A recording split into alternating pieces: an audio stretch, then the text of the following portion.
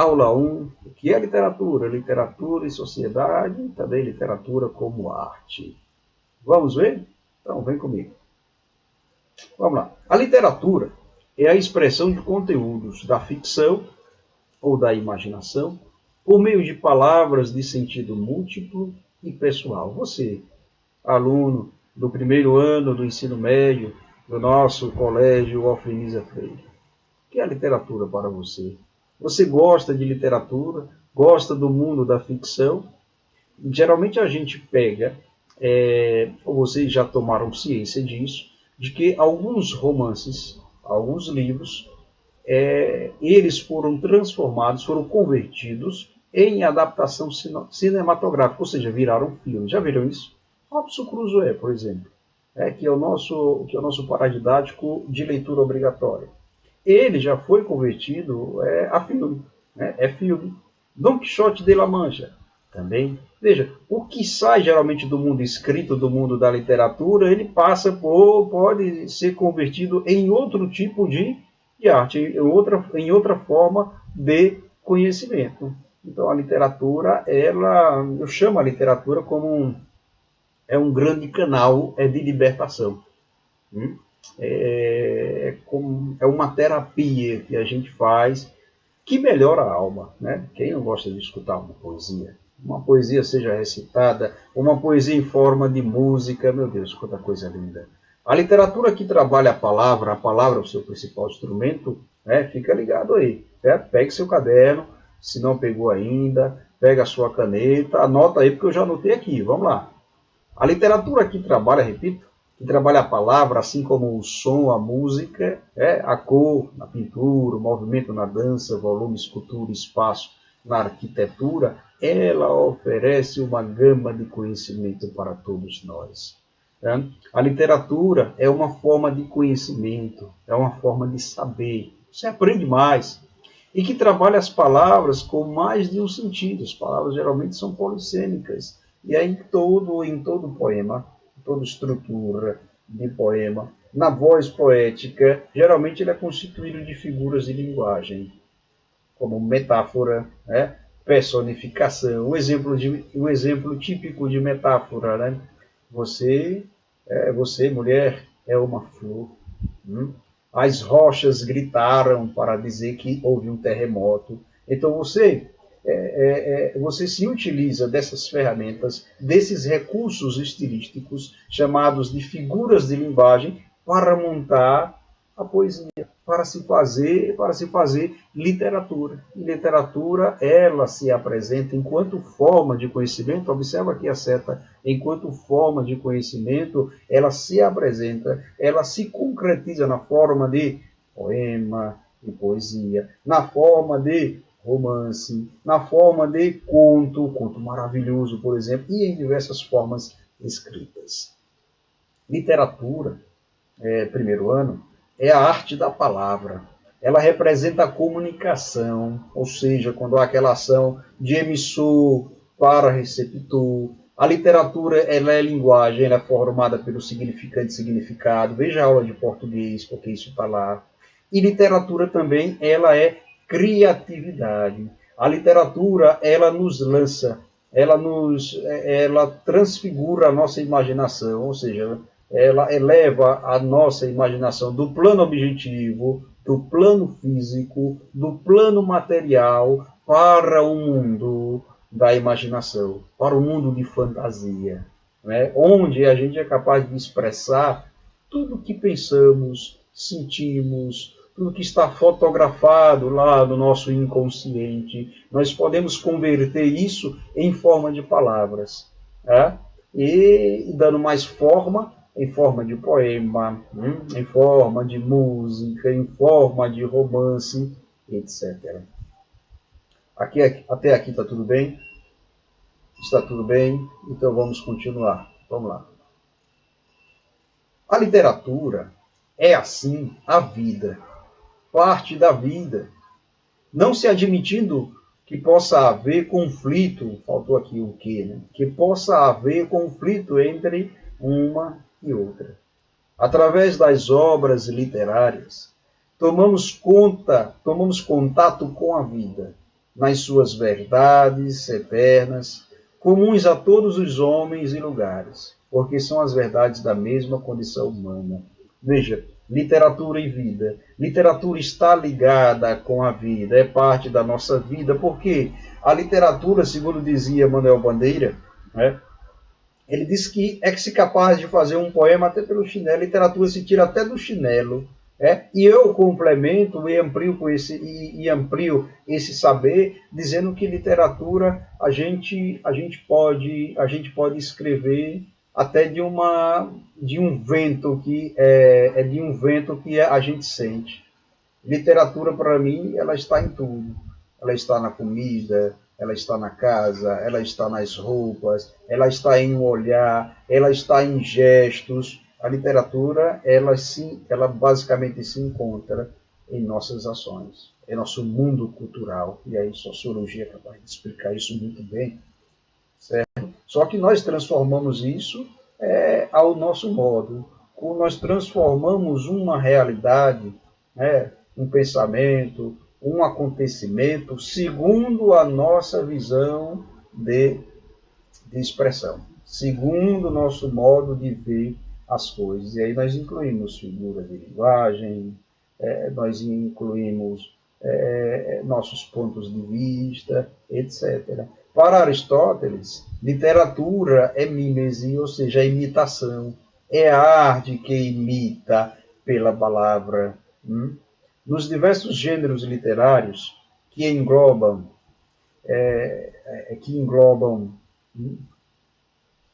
gêneros literários, aqui há uma falha, nos diversos gêneros literários,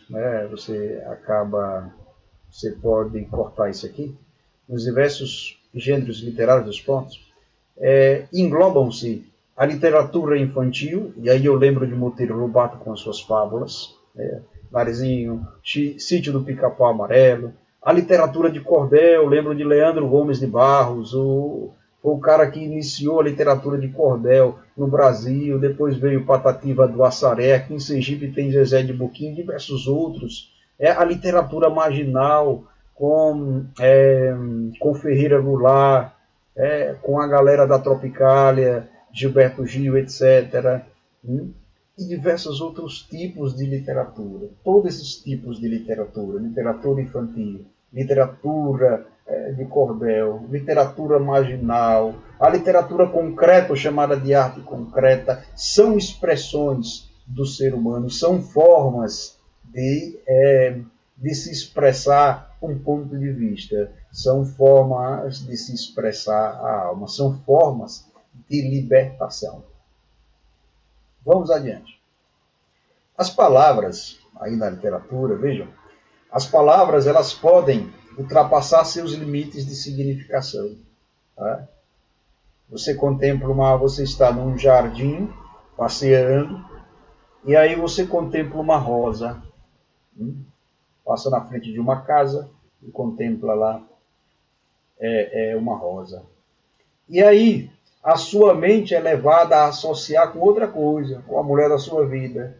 O que você pensou é basicamente o germen, é um germen de literatura.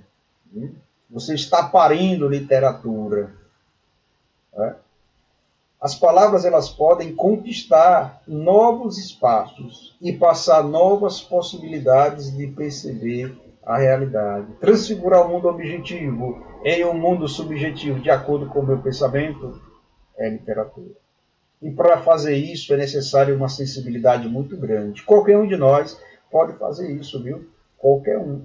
Certo? Como você, passando na frente de uma casa, você contempla uma rosa e pode associar com a mulher de sua vida, a sua mãe, a sua irmã, a sua namorada, etc. Beleza? A literatura, ademais, é fruto do artista, é da sua imaginação, tá?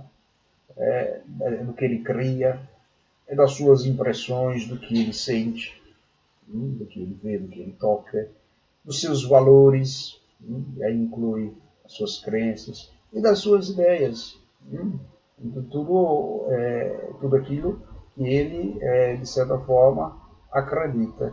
Veja que o artista, vamos pegar um artista, um poeta, por exemplo, Um poeta, ele sente, ele escolhe, ele manipula as palavras, ele organiza, transforma num poema e sua intenção é aproximá-las do seu imaginário. A composição de um poema, que passa pelos seus sentidos, pela sua escolha, pela sua manipulação, pela sua criação ou criatividade, pela sua organização, pode ser de forma real, baseada em fatos reais, em dados verídicos, ou pode ser um fingimento, ou uma imaginação, ou vaga imaginação. Então o poeta, ele tem esse poder de mexer com as nossas emoções. Tranquilo até aqui? Sigamos adiante. Vamos lá. A obra do escritor é fruto de sua imaginação, embora seja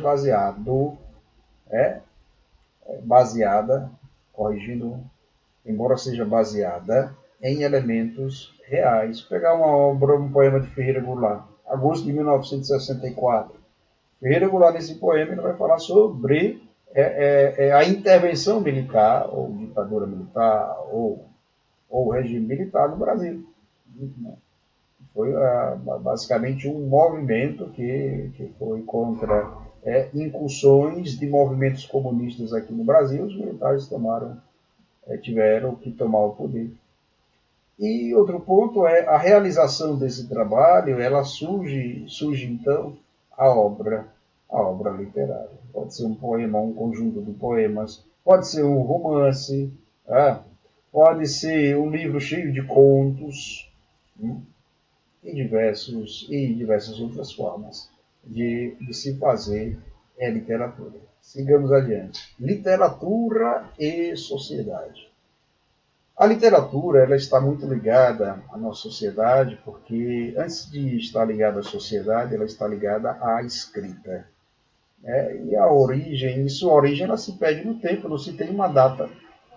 Quando nasceu a literatura? Então, o ser humano, desde sua origem, ele teve vontade de deixar resquícios ou suas marcas no planeta para gerações futuras. Você mesmo já teve vontade de escrever? Já teve vontade até de ter um diário e de fazer as suas criações? De fazer uma poesia? Ou de pensar em uma novela? Você já teve isso? Ou de se criar uma crônica literária?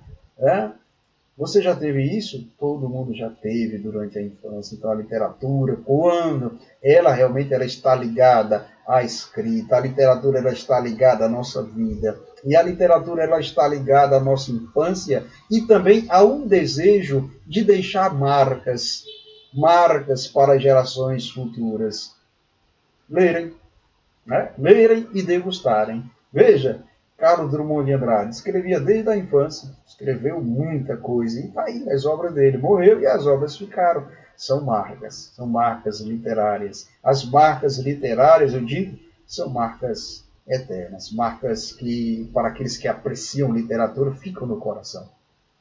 Ou até mesmo tem pessoas que não percebem isso, que escutam um poema, que escuta um trecho bonito em sua vida e acaba se encantando, porque a literatura encanta a todos nós. Literatura é profundidade, literatura é alma, é coração, é libertação. Vamos lá aqui. Os elementos da literatura, eles são dos mais variados possíveis, porque eles estão dentro do contexto social. Inclui aí, desde a caça, de feitos, heroísmos, força, dinâmica, coragem, povos, animais, meio ambiente, educação, educação nas suas diversas formas, etc. Tudo faz acontecer a literatura, tudo é capaz, tudo são basicamente como ingredientes capazes de se oferecerem a um poeta ou a um escritor para produzir literatura. Em resumo, gente, aqui nessa parte, tudo é produto da literatura, tudo está dentro da nossa sociedade, todas as ações humanas, principalmente ações e objetos culturais. O valor da literatura ele está na escrita e a evolução lenta dos livros. O livro dos mortos é um livro do Antigo Egito, datado de 1800 a.C., Ele é considerado o mais antigo do mundo, escrito em hieróglifo, linguagem egípcia antiga. Veja, nesse livro se colocavam as fórmulas, né, se colocavam fórmulas, e os mortos levavam eram enterrados com essas fórmulas. Se acreditava que essas fórmulas elas eram levadas para a vida eterna, para a vida após a morte. Fórmulas, pedidos, etc. Ao longo das épocas, a literatura ganhou voz e vez por meio das manifestações de diversos escritores, de variados estilos literários, as chamadas de escolas literárias, como, por exemplo, o trovadorismo. O trovadorismo ele é uma literatura medieval que trabalha com as cantigas que eram apresentadas na corte, diante do rei. E aí existiam as cantigas líricas, cantiga de amor e de amigo, as cantigas satíricas, de escárnio e de maldizer, etc. É muito bom a literatura, pois ela se encaixa de acordo com as épocas, de acordo com os acontecimentos, se nascem formas de se expressar a literatura. Literatura, gente, é arte da palavra. Palavra e literatura estão intimamente ligadas, são inerentes uma à outra. Pego aqui um trecho de uma afirmação de Afrânio Coutinho. Afrânio Coutinho foi um crítico literário muito bom, deixou aí uma grande obra para os estudiosos da literatura. Todo professor de português já estudou Afrânio Coutinho. Vejamos o que ele diz. A literatura é uma arte, é arte da palavra. Isto é uma produção, aqui está errado, é uma produção da imaginação criadora, cujo meio específico é a palavra, e cuja finalidade é despertar no leitor ou ouvinte o prazer estético. O que ele quer dizer com isso? Literatura é a arte da palavra, e é uma produção da imaginação criadora. E sua finalidade é o quê? Despertar no leitor alguma coisa, um prazer estético. Que ele sinta alguma coisa. E mesmo que essa produção da imaginação criadora, sendo uma poesia, sendo romance, sendo uma música, ela tem uma finalidade, causar prazer estético. Mesmo que ela seja fingimento ou não, ela tem o objetivo de causar prazer estético. Olha outra afirmação aqui sobre literatura enquanto arte da palavra. É de Ezra Pound, é um norte-americano. Olha o que ele diz. Grande literatura é simplesmente linguagem carregada de significado até o máximo grau possível. A literatura não existe no vácuo. Acrescenta aqui o não. Não existe no vácuo. Os escritores como tais têm uma função social definida, exatamente proporcional à sua competência como escritores. Aqui é craseado, viu? Essa é a sua principal utilidade. Veja, a literatura ela não existe no vácuo. A literatura ela precisa daqueles elementos, rodando aqui, tudo que está composto na sociedade, do que nós já falamos. E a literatura ela tem uma função social. Essa função social é chamar a atenção. Essa é a sua primeira utilidade. É despertar um prazer estético, como disse Afrânio Coutinho. Despertar para alguma coisa. Vejamos alguns exemplos aqui. Peguemos a palavra de Eduardo White. É o moçambicano. Olha o que ele vai dizer. Veja, a palavra renova-se no poema, ganha cor, ganha corpo, ganha mensagem. A palavra no poema não é estática, pois inteira e nua se assume no perfeito, no perpétuo movimento da incógnita que a adoça. A palavra madura é espetáculo. Canta, vive e respira. Para tudo isso, basta uma mão inteligente que a trabalhe e lhe dê a dimensão do necessário e do sentido e lhe amaine sobre o dorso. O animal que nela dorme, destemido, a palavra é ave, é migratória, é cabo de enxada, é fuzil, é torno de operário, a palavra é ferida que sangra, é navalha que mata, é sonho que se dissipa, visão dividente. A palavra, gente, é assim, tantas vezes, dia, claro, sinal de paisagem. E por que é que a palavra se dá inteiramente? Um bom poeta, com os seus sonhos, com os seus fantasmas, com os seus medos e as suas coragens, porque é na palavra que muitas vezes está perdido ou escondido o outro homem que no poeta reside. O que ele quer dizer com isso? A palavra ela é fonte de criação e libertação. A palavra é ferida que sangra, ou seja, a palavra ela transmite o sofrimento de outros, como do operário, como o trabalhador rural que utiliza a enxada, né? E diversas outras coisas a gente pode tirar desse poema aqui importante. Veja que Emergência é um poema de Mário Quintana, diz assim: quem faz um poema abre uma janela. Respira, tu que estás numa cela abafada, esse ar que entra por ela.